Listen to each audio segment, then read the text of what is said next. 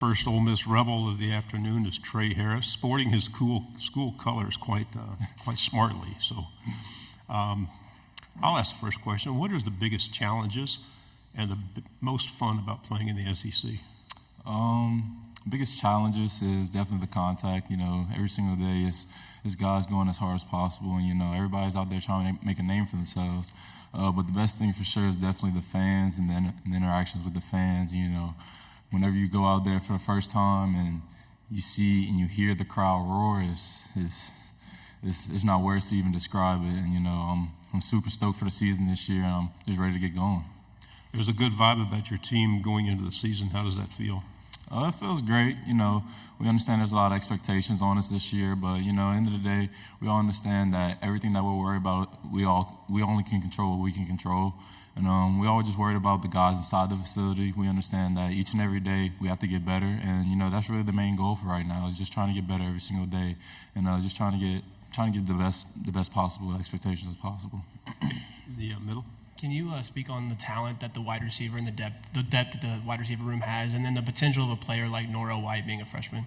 It's incredible, having that many guys in your room, and it's good to have that much depth as well. You got guys like Juice Wells, Jordan Watkins, Aiden Williams, Caden Lee, and Norrell White as well. I could keep naming guys as well. And it's good to have that many guys who all can support you and all can come in and get reps and really have good, meaningful reps as well. So it's really huge going into this season for sure. Okay. Yeah, Evan Camico, Pig Trail Nation. Tre, for you, new Rebel in Chris Pooh-Paul. What have you seen out of Pooh since he's gotten to Oxford, and how's you been building a relationship with him? He actually sits literally 2 lockers over from me. So we see each other every day. We always talking, and I'm excited for him. I'm excited to see him play sideline to sideline. He's been learning Coach Golden's defense nonstop. I always see him up there, getting some type of walkthrough or just doing something. He's almost taking a leadership role as well. It's going to be really exciting to see him and guys like T.J. Dudley as well, just going out there and making physical, hard-nosed plays. So I'm really excited to see them this season. The back row. Dan Peck, ESPN 106.7 in Auburn. Just talk about Jackson. I mean, what does he bring as a leader, as a quarterback? How huge is it to have him back for another season? It's monumental, to be completely honest with you. The biggest thing I've taken from him personally is his work ethic. The amount of work he puts in is really incredible. He doesn't stop working. We've been to LA a few times, already, just getting chemistry together with other receivers as well, with the young guys, just bringing guys together to do off the field activities as well. He's definitely taking a leadership role to the maximum.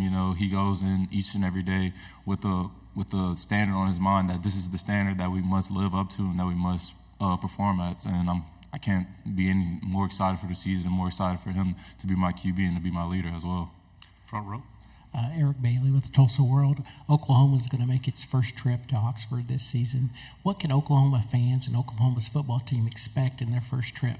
Definitely a great time for sure. High-intensity football game. A lot of loud fans for sure. It's definitely going to be packed out. And I'm excited for them to be coming to the conference, and I'm excited to have a game against them as well. Left side. Scott Kirk, WDAM, just to add to the previous question back here, you guys had a lot of returners, this season. How huge is that, especially when there's a lot of talent? They could have gone pro or somewhere else. Mm-hmm. It's really great, to have guys you've been in a way in battle with, and to have guys who've been through the ups and downs of a football game. Football is definitely a momentum-based sport, and to have guys who have seen that momentum change up and down and still have the same perseverance is huge. And having those same veterans in a way, it's huge to have those guys come back, and only increases our chemistry with each other. Front row. AP Stedham, AP and Kelly, as we see it, syndicated radio. Tre, what needs to be done against the top echelon teams, for your side of the football? And then what makes it so much fun in a Lane Kiffin offensive system? Well, first and foremost, we just got to perform at the ability that we know that we can perform at. Go out there and execute our coaching game plans and going out there and doing what we're supposed to do. And it's incredible to be in Coach Kiffin's offense. Every single day he's always finding ways to get his playmakers the ball. So just being able in that type of offense and to have that type of opportunity is huge. It allows each and every one of us to showcase our abilities and our skills. So nothing but thankful for him for sure. Left side, fourth row. Trey, Bradley Davis with WAPT Sports in Jackson. I know Dayton was hurt that he wasn't going to be in this Madden or this this EA football game, getting those contested catch ratings right. But I know you had some pretty great catches last year yourself. Was that something y'all talked about, kind of going back and forth, like who's going to have the crazy catch today? We didn't talk about it too much. Once it got towards the end of the season, we started to look back in the season, see those crazy catches, and we were like, yeah, we're going crazy this year. But our main goal, especially last year and even going into this year as a receiver room, is going out there and making our mark on the game and setting the tone. That's one thing that we always go into each game with setting the tone first from the jump. So we go into the season with the same mindset, just trying to be the most dominant unit on the field and be the most dominant players on the field, no matter if it's special teams or offense, no matter what it is. Left side. Trey, what do you remember about going to Georgia and the atmosphere that was there last year, and then you guys get to return the favor this year? What's it going to be like when they come in to Oxford, and what can we expect from the atmosphere there? Definitely trying to return the favor for sure. I remember the atmosphere being an extreme atmosphere. A lot of fans talking crazy, but it's something you're used to once you get to this level. And my expectations going into next year, whenever they come to Ole Miss, is on giving them the same thing back to them. I know our fans are going to do what they're supposed to. They're going to come out and support us with as much as possible, and they're going to do what they're supposed to do. Front row. Trey, Oklahoma and Texas are bringing a very storied rivalry into their conference, but this is a conference with a lot of rivalries. Can you talk to me a little bit about the Egg Bowl and what that rivalry is like and what those fans at OU Texas can expect out of this rivalry? That Egg Bowl rivalry is definitely something serious. I'll be honest, at first when I first got here, I didn't fully understand it until I played in the game, but I'm gonna be honest, it is a different type of hate. I'm gonna be honest with you, it's a different type of hate, and I'm excited for that game as well. And OU and Texas, they're gonna have some rivalries amongst themselves and with other teams as well. So as long as everybody go out there play a clean game, I think everybody's gonna have a rivalry at the end of the day. It's the SEC, it's a real competitive league. So Left side in the back.